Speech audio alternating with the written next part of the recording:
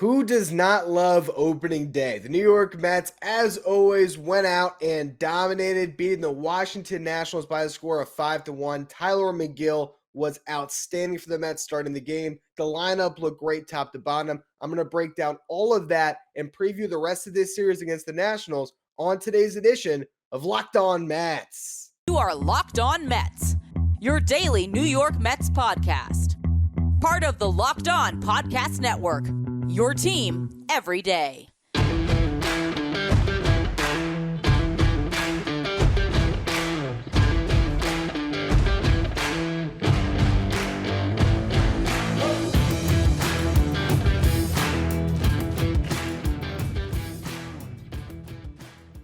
Hello to all you amazing Mets fans. You're watching Locked On Mets, part of the Locked On Podcast Network, your team every day.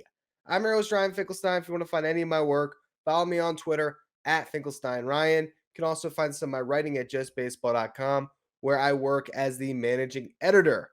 Now, it was a great opening day, as always, for the New York Mets. They've now won 40 of their last 53 opening day games.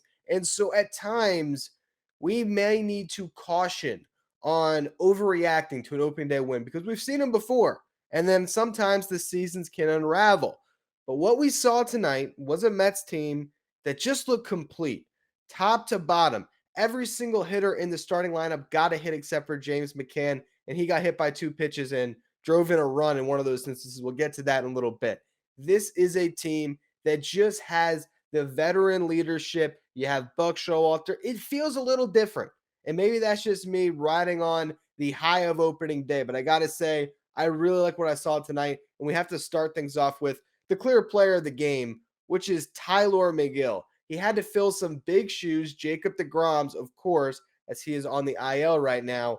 And he picked up where Jacob deGrom has left off in his last three opening day starts. For the first time in MLB history, an interesting stat they brought up on the broadcast today with SNY, it's the first time ever that a franchise has had four consecutive opening day starters not give up a single earned run. Megill taking the baton from deGrom, who did not allow a run in his last three opening day starts. Megill, the least experienced opening day starter in Mets history, goes out and looks like a sage veteran out there. And really, we talked about it on yesterday's show a little bit. I've touched on it in the past. I think Tylor Megill is a pitcher that has a really high ceiling. And I would not be surprised at all if he grabbed a job in this rotation and didn't let go of it. If Carlos Carrasco or Taijuan Walker skids coming out of the gate and Jacob deGrom is healthy in a couple of months and the rest of the rotation looks good, I could see one of the veterans getting bumped for Tylor Megill. That is how good he looked in this start. Last year, he was averaging 94.6 miles per hour on the fastball. Tonight, 96.1. Could that just have been a little bit of adrenaline coursing through his veins opening day start? Absolutely. But he also had more fluid mechanics, just looked a little bit more in control. And again, if you remember some of my breakdowns of Megill throughout this offseason, if you look at his 2021 campaign, you have to remember where he came from. This was a prospect that had never thrown more than 35 and 2/3 innings in a single professional season. Last year, he makes the jump to 130. So that was huge for him. Also, in the minors, prior to his promotion in Double-A, he was just straight fastball. He was throwing his fastball like 98% of the time. It was ridiculous. It was just fastballs by these guys. He gets to Triple-A, starts working in that slider, that changeup a little bit, but really refined those pitches at the big league level. And we're seeing now that work pay dividends in this start. 5 scoreless, no walks, 3 hits allowed, 6 strikeouts through only 68 pitches. Could have gone deeper if this was a start a little bit later in the season. He also had a lot of time in the dugout in those 5th and 6th innings as the Mets started to pile on some runs. So I understand entirely, or I guess actually just the 5th inning, I should say, because he was out by the 6th. But, I understand the thought process by Buck Showalter to pull him because at that point in the game, the Mets had a comfortable lead, and why push him? Again, 68 pitches, 47 strikes, just did a great job out there. Along with the fastball velo being up, the changeup velo is up, the slider velo is up, the spin rates across the board were up. He had a couple extra inches of horizontal break on his changeup, as well as some more vertical drop on his slider than what we saw last year. It's a small sample size. It's one start, but he looked really good. And Tylor Megill's always going to be, everything about his repertoire is going to be based off the fastball. Here's a guy, 6'7" frame. He's really tough to pick up for these hitters. He can really command that top of the zone and be dangerous up there. We saw him go after Juan Soto with runners at the corners in a big spot and shook off a couple of signs and went 98-mile-per-hour fastball. I mean, just right down the middle, but up. And Soto just couldn't catch up to it.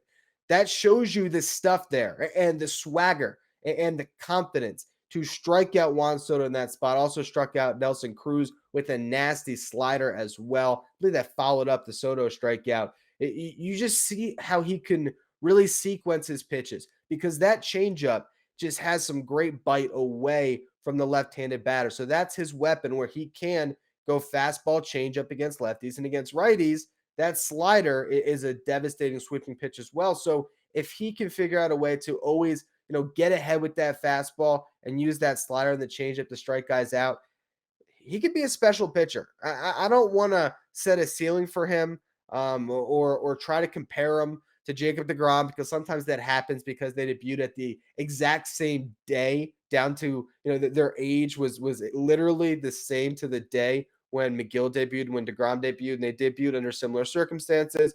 And again, if you look back to the first 7 starts of his big league career, particularly that month of July where he had that 1.05 or 1.06 ERA in those 5 starts, we started to get that comparison. Now he takes the ball for Jacob deGrom on opening day, and there's just still this weird connection between the two guys because they were unheralded prospects who burst onto the scene.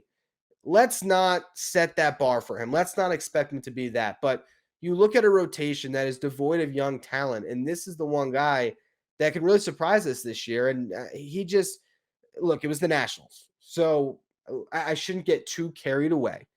But he got Juan Soto out twice. He managed Nelson Cruz. He gave out the 3 hits, but the only one of them was well struck. Keibert Ruiz, who is the Nationals catcher they got back in the Scherzer trade last year, he looks like a player, and he ripped a double into the right field corner off of Megill. That was the one ball that was hit well. But other than that, there was a looping line drive into the outfield that was a hit. And then there was a chopper that really should have been an out down the first baseline that Pete didn't really come in on quickly. He was kind of covering the base. He was caught in no man's land. Megill couldn't get to it. Cano ends up feeling the ground ball, and there was no play at that point. So those were the only 3 hits he allowed. And just, again, very dominant, very cool under the pressure. As I said on yesterday's show, this is a guy that never seems fazed by the moment, and that certainly played out again here. So I looked at this start by Tylor Megill, and it was just exactly what the doctor ordered. Puts them in great position now for the rest of the weekend because you still have Scherzer and Bassett now going the next 2 days. So the Mets have a great chance to win this series before you get to the finale on Sunday and maybe even be able to get that 4-game sweep. Just a great night. It really was. As I said, I think last year, if you look at Tylor Megill's whole season, I don't think you get a clear picture of the pitcher he is because he had that 100-inning jump that he went through last year. And I just throw out the last couple months of his season. I wouldn't, I guess, discount it entirely. I wouldn't say that he is just the guy that he was in those first 7 starts when he pitched to that ERA of, in the low 2s. I'm not going to go that far. He's probably somewhere in the middle, but he's not the guy that pitched with the 6.13 ERA on the final 11 starts or whatever it was. He's not that guy either. He's certainly a lot better. One last anecdote before we move on to the hitting for the Mets tonight. Peter Apple of the Just Baseball show, of course, as I mentioned, the open and the managing editor for Just Baseball. And I was listening to the Just Baseball show today, and Peter Apple was previewing the slate of games, and he goes to, Mets Nationals. He says, Patrick Corbin versus Tylor Megill, not really a pitching matchup.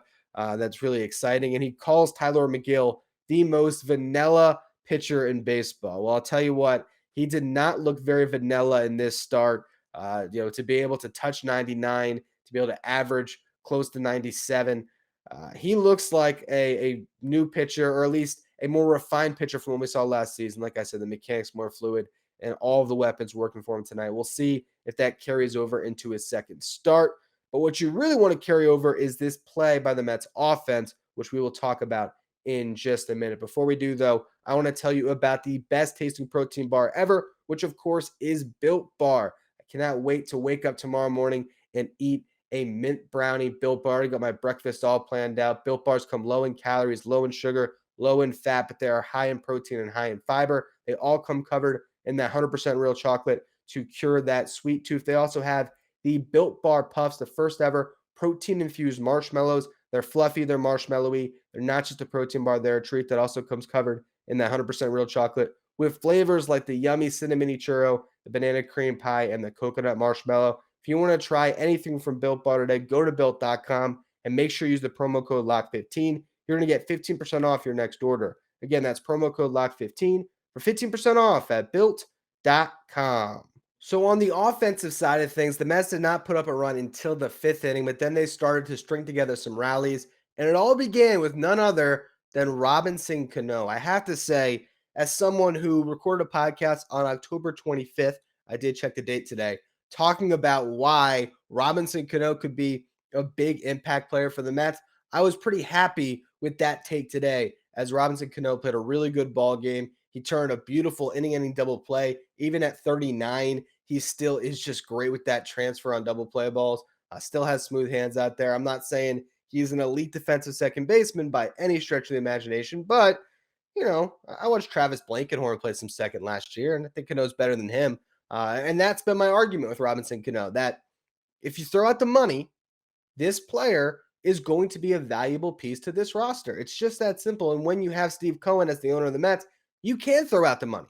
So I've seen so many people campaigning for the Mets to just cut him outright. And I feel like he could be a positive contributor. And we saw that in this game. He gets everything going in that fifth inning by laying down just a picture perfect bunt down the third baseline against the shift. And that's the thing about Cano, is he makes the routine baseball plays just look so easy. His fundamentals on things like that, it's just better than probably anybody on this team. This simple type of fundamental things like laying down a bunt. Robinson Cano is just naturally great at baseball. He is. He was a Hall of Fame talent. I understand steroids maybe inflated his stats and everything else, and he's not a Hall of Famer now. But still, there's a difference between good players and Hall of Fame caliber players. And Cano has that. So in that spot, lays down a bunt, heads up to start off an inning. He's not going to do that, in a game where the Mets have a big lead or anything. But in this spot, trying to get something going, he gets on base. He ends up scoring 2 runs in this game, got on base in 3 of his 4 at-bats. Going back to that fifth inning, though, so he gets on. Mark Canha draws a walk to put 2 runners on. Jeff McNeil was trying to bunt, falls behind the count. He ends up ripping a single up the middle. That gives me another win on my takes for the season at this point. I was high on McNeil. I'm high on Cano. Good first day for Locked On Mets, I'll tell you that much.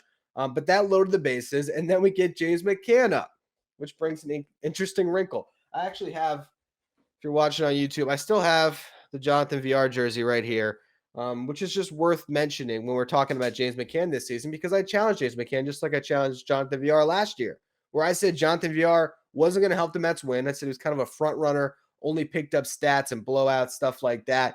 And he proved me wrong. So I said this year, James McCann, don't believe in him. Trying to challenge him. Make me buy a James McCann jersey. In that spot, bases loaded, I tweeted out, here you go. Here's your first chance. And he looked ugly in that at bat. But you know what he did? He pulled a Michael Conforto. He bailed himself out. There was a sweeping breaking ball that was heading towards his back foot, and James McCann did not want to put it up the chance. He kicked it. It was a kicked RBI. In my opinion, first time I've seen that. Do you remember that? Scoring the first run of the season by kicking the baseball. It was a first. That allowed a run to score. Then Starling Marte drove in another grounding out. They could not turn a double play on the speedy Marte, and that gave the Mets the 2-0 lead. Then in the top of the sixth, Pete Alonso gets a hit. Robinson Cano drew a walk to put a pair of runners on. And then both Mark Canha and Jeff McNeil delivered 2-out hits in that inning with runners in scoring position. The Mets in this game were 4 for their first 7 when it came to opportunities with runners in scoring position, something they were atrocious at last year. That is a great sign. In the 7th, they tacked on another as J.D. Davis ripped a double, and Francisco Lindor drove him in. You look up at the end of the game, 12 hits for the Mets.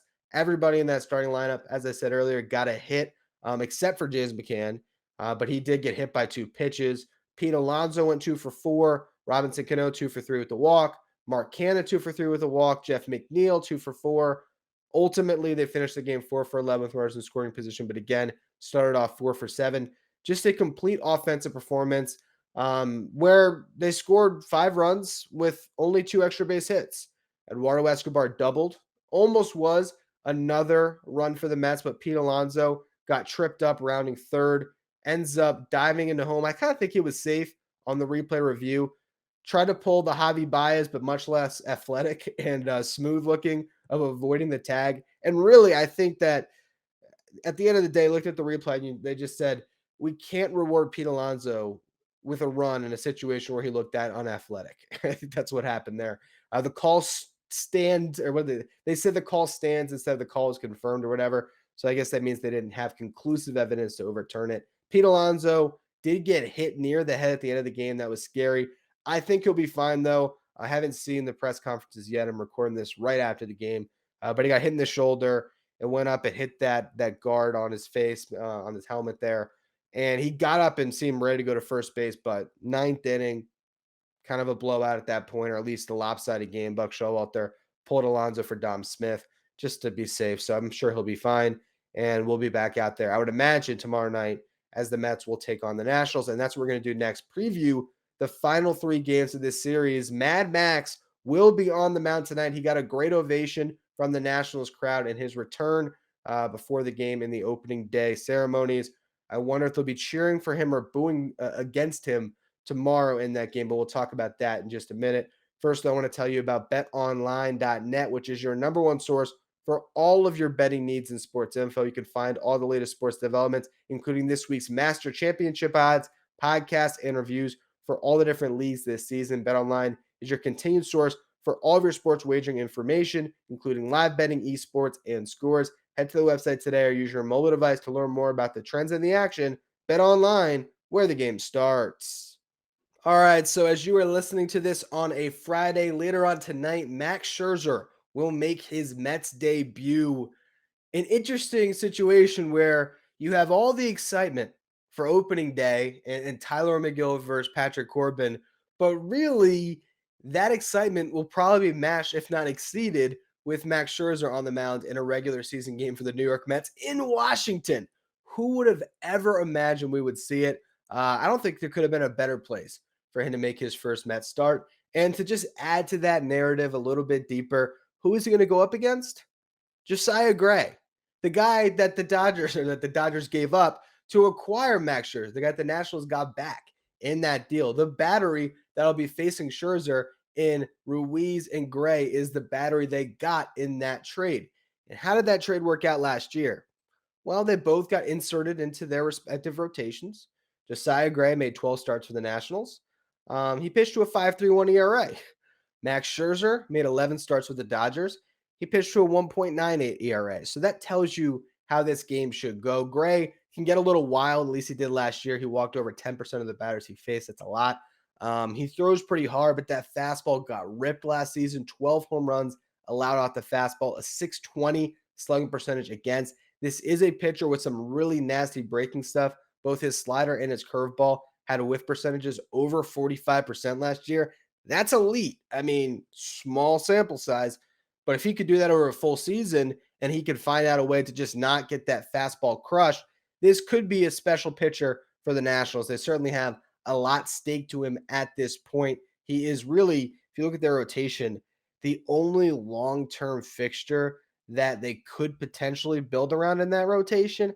I don't think anyone thinks Eric Fetty or Anibal Sanchez are really long-term answers. Patrick Corbin's there due to the contract, but even though he looked good in the early innings tonight, by the end, he started hanging pitches over the heart of the plate again, and they got him the hell out of there before he did some real damage and really cost them the game.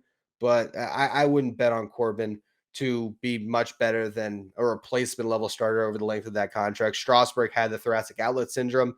That's usually the death sentence for pitchers. So Josiah Gray, all the pressure in the world. We'll see what he looks like.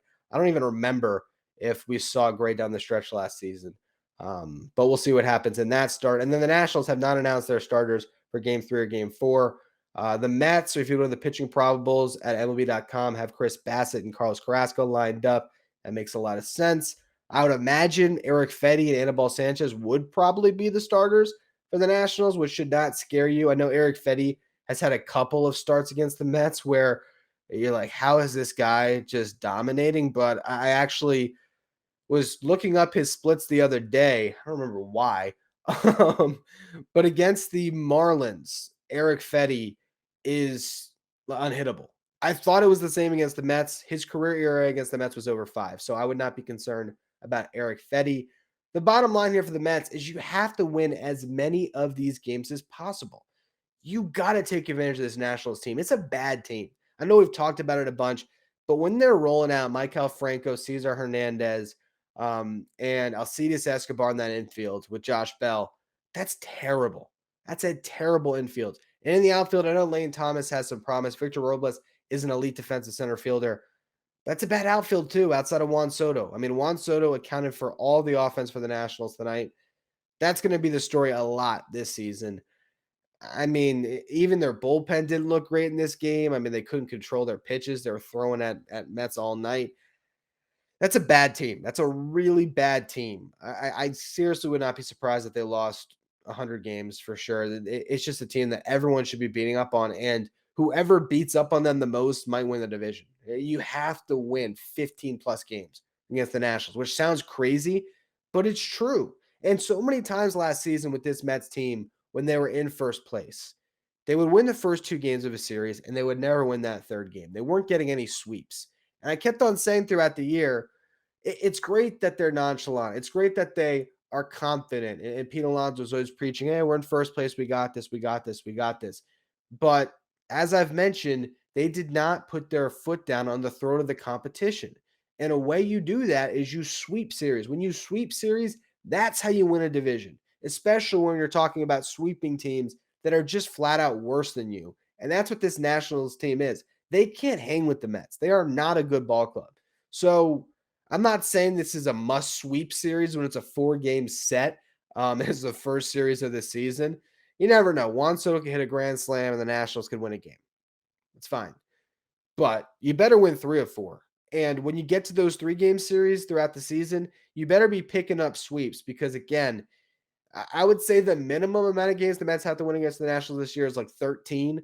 But really, 15 is sort of the magic number I look at. If they go 15-4 against the Nationals, that sets them up where if they were able to just be over 500 against the other 3 teams in this division combined, they'd be in a great position to win this division.